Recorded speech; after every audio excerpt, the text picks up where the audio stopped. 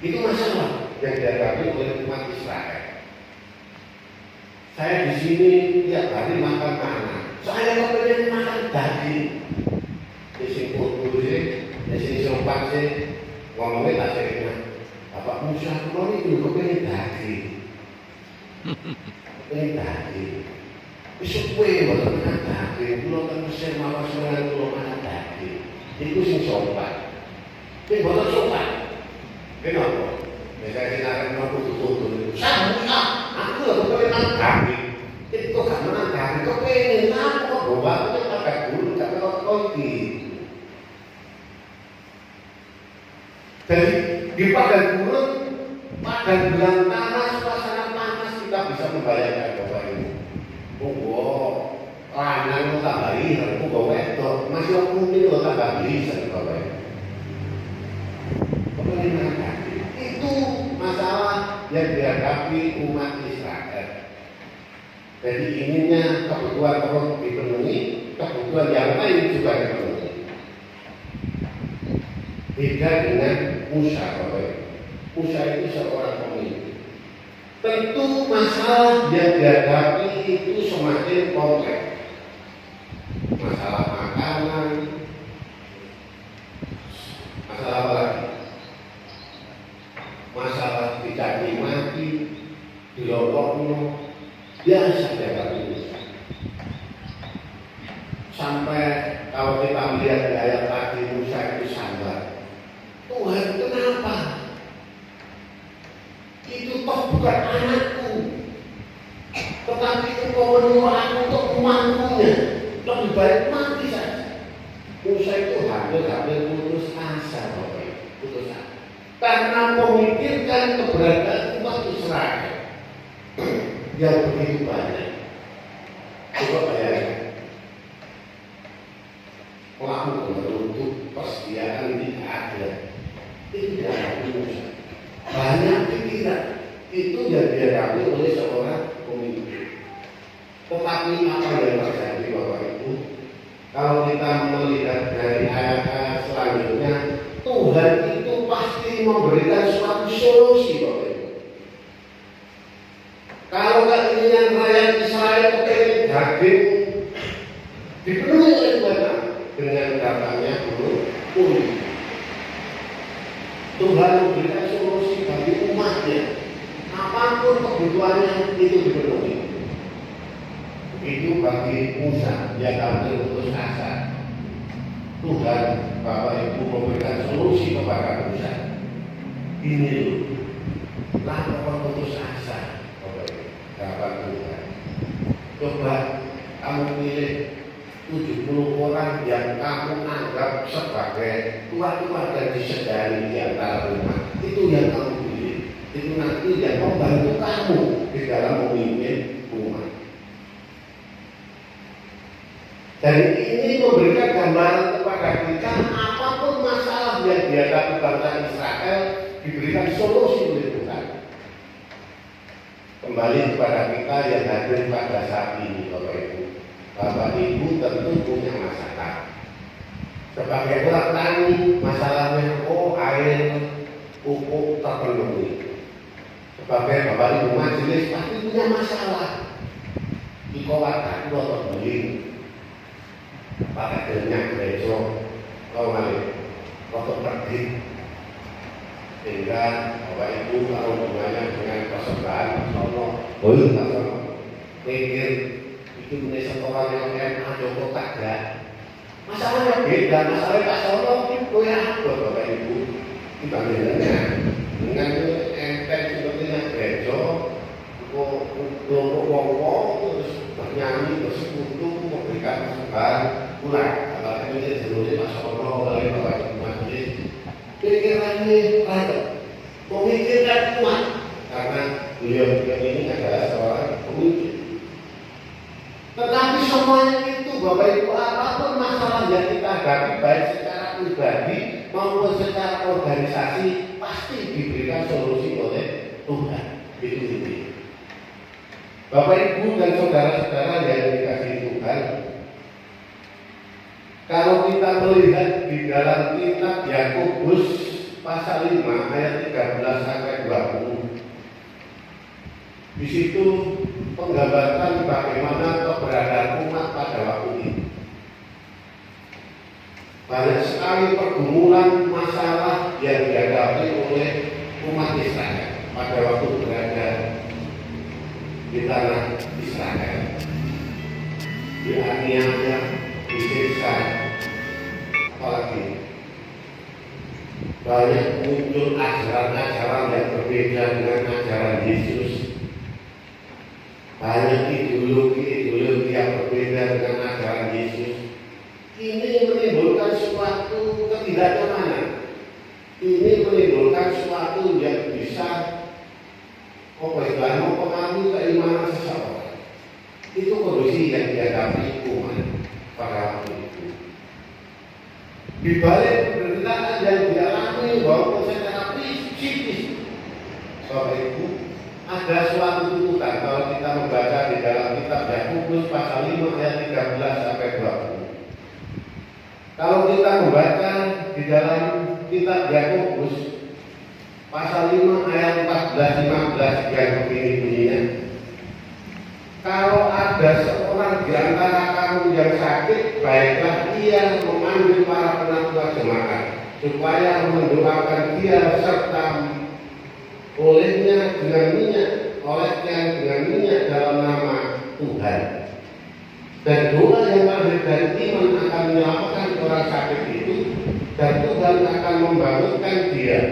Dan jika ia telah berbuat dosa, maka dosanya akan diampuni. Ini tuntutan bagi umat Tuhan. Walaupun berada dalam situasi yang tidak enak, menderita dan sengsara, ada tugas yang perlu diemban oleh umat Tuhan. Yaitu tetap saling mendoakan. Saya bilang tetap saling mendoakan. Saling berdoa di antara satu dengan yang lain. Saya katakan ini tidak mudah karena orang mempunyai pemikiran dan pemahaman yang berbeda-beda. Bapak Ibu, mari kita berkata pada diri kita sendiri. Kalau saya tidak enak dengan Pak Komati, mampukah saya ini mendoakan Pak Komati? Bapak Ibu bisa jawab. Kaget? Sulit. Kulo boten enak oleh Pak Saryono.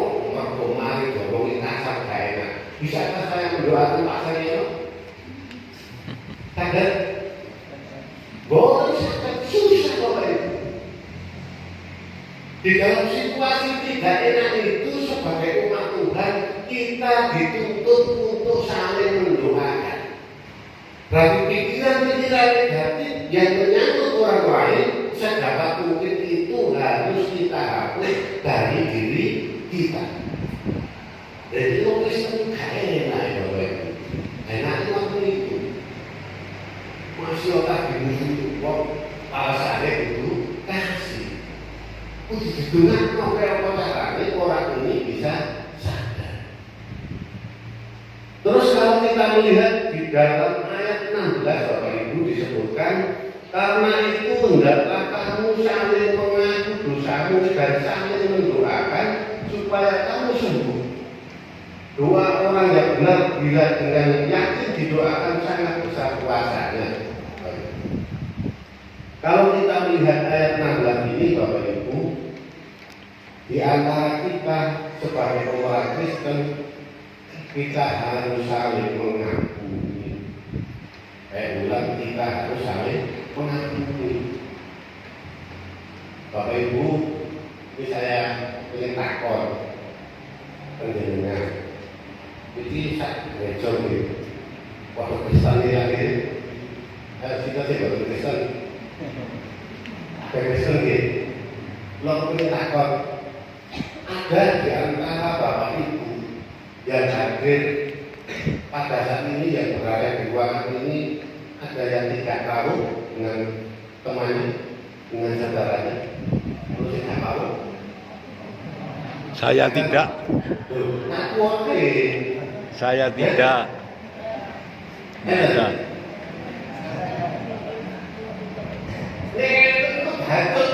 bato. Nek kok bato. Ya sing wong tuwek sih mesti kemawon berubah. Wis sampe kabeh kula ngeten nang pasar ono Pak Kri. Pikiran yo Lain. kalau kajian. Nggak ada kajelan. Tidak ada ganjaran. Yang penting gereja sing nom sregep pomene bagus semangat seneng. Semangat. Tapi ini seneng. Tapi sing nom-nom iki pikirane kata. Tujuane kata. Cita-citane Tinggi. Ya. tinggi. Ini mesti ada masalah biasanya. Atau ya kainan kalau kancane sudah sembarangan. Oh, tak ini. Atau kantor ya harus royal pacar. Kan gitu. Iku pacare bapak iki cane. Kainan sebrong-sebrongan. Itu kabeh kondisi sing kan sebelum kainan. Ada dulu berada. Ini fakta mulai fakta harus kita hadapi. Kalau kita melihat di dalam ayat 20 ini Bapak Ibu, kita sebagai orang Kristen itu wajib hukumnya menjadi juru damai. Saya bilang wajib hukumnya menjadi juru damai. Membuat orang yang tidak baik menjadi baik wajib. Menjadi orang dan gaulnya brutal menjadi adat masuk wajib hukumnya kita lakukan. Walaupun toh kita sendiri kadang-kadang punya masalah, tetapi yang kita kedepankan itu adalah masalah yang berhubungan dengan penyelamatan orang lain. Kalau itu yang kita lakukan Bapak Ibu, ini disebutkan itu perbuatan yang banyak menutupi dosa kita. Saya bilang ya, itu banyak sekali perbuatan, itu merupakan suatu perbuatan yang banyak menutupi dosa kita. Jadi juru damai itu Bapak Ibu, akeh ganjaran ini gampangan boten. Jadi juru damai akeh tahu dari juru damai akeh Ganjarane. dari juru damai akeh Ganjarane. nah ini Bapak Ibu sekali ini orang kan sampai karena ya cepat didamaikan Bapak Ibu. Kok perkara sepele, perkara masakan itu gereja perlu utang ya Bapak Ibu. Jadi perkara ukuran kalau kuliah wis perlu utang. Ya cepat diganti kalau siapa pun perdamainya itu akeh ganjaran menutupi banyak dosa. Ya Markus pasal 9 ayat 38 sampai 50. Kita sebagai orang Kristen itu mempunyai kehidupan yang harus mempunyai makna dibandingkan dengan orang-orang yang tidak mengenal Kristus. Walaupun toh di dalam hidup kita itu masih ada kesengsaraan yang kita hadapi, masih ada pergumulan, permasalahan yang kita hadapi. Kalau kita membaca dari kitab Markus pasal 9 ayat ke-41, di situ disebutkan, aku berkata kepadamu sesungguhnya barang siapa memberi kamu minum secangkir air pulih karena kamu adalah pengikut Kristus, ia tidak akan kehilangan upahnya.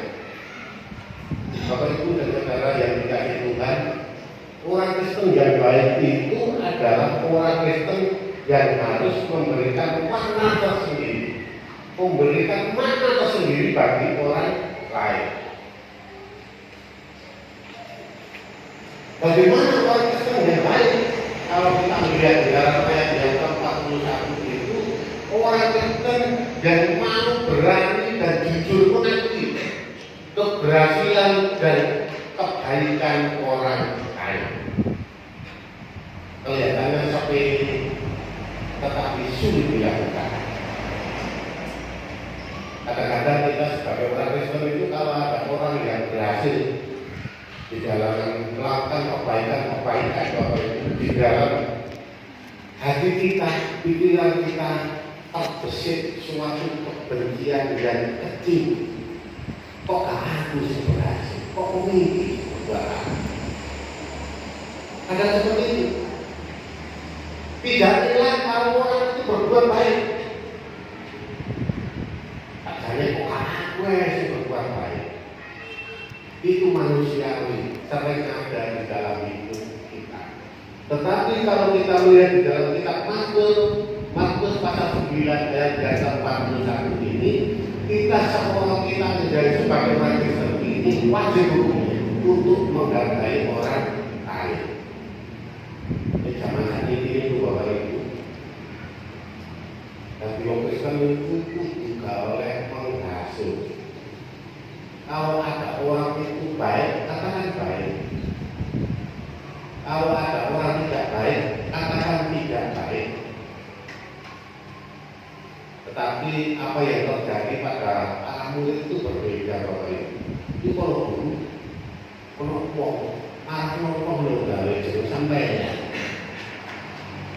Ini sebenarnya tindakan yang kurang baik Bapak Ibu. Kok mau berbuat api, kok gelar-gelar. Enggaknya?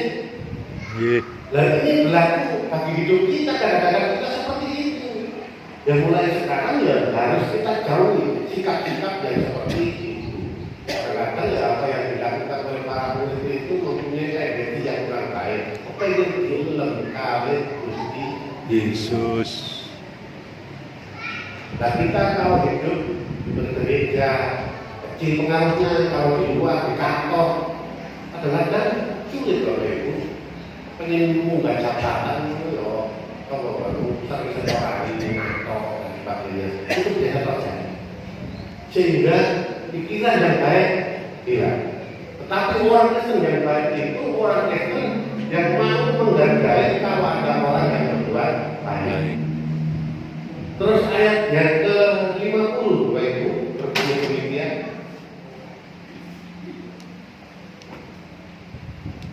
Garam memang baik, tetapi garam menjadi hambar. Dengan apakah kamu mengasingkannya? Hendaklah kamu selalu mempunyai garam dalam dirimu dan selalu hidup berdamai yang seorang dengan yang lain. Bapak Ibu dan saudara yang dikasihi Tuhan, ini ayat penutup yang mencerahkan kita. Kita sebagai umat Tuhan mempunyai suatu kewajiban agar menjaga garam itu tidak sampai Hambar. Kalau garam itu diibaratkan orang lain, kita jaga. Orang lain kita jaga, anak-anak kita, bapak kita, ibu kita, saudara kita, gereja kita, supaya tidak menjadi tawar. Jadi tawar ini dalam arti tidak mempunyai semangat lagi untuk itu kewajiban kita sebagai orang Kristen. Sebabnya apa? Kalau garam itu sudah menjadi tawar, dengan apa kita mengasingkannya? Karena itu berjaga-jaga itu sangatlah penting. Jadi dengan kepanggil kalian koncok, kami semangat, semplak, putus asa. Kita asingkan kembali, kita semangati Bapak. Kita gereja, ini enten koncone jalannya gereja, jalannya gereja, tak kumpulan, kadang-kadang ada nyaman. Kita asingkan kembali Bapak Ibu supaya tidak menjadi tawar dan ada rasanya. Terus kalau demikian Bapak Ibu itu tugas kita. Tetapi yang terpenting dalam hidup kita itu kita harus menjadi garam yang baik. Garam itu juga dirokok Bapak Ibu memberikan rasa sedap. Dimanapun keberadaan kita, baik di rumah, kembali di dalam hidup bergereja, di dalam tempat kita bekerja, di dalam pergaulan selingkuh, kita harus menjadi garam. Kita harus keberadaan kita harus dirasakan oleh orang lain. Dirasakan berarti kan disenangi loh. Disenangi berarti dalam hidup kita selalu mencerminkan kedamaian. Jangan-jangan Bapak Ibu, keberadaan kita itu malah tidak menjadi terang, tidak menjadi garam. Keberadaan kita itu malah menjadikan suatu hal yang kurang baik, tidak nyaman bagi orang lain. Berarti itu ada yang tidak benar di dalam diri kita. Tapi senang kok. Ono senang-senang terus kita itu moro, penelak.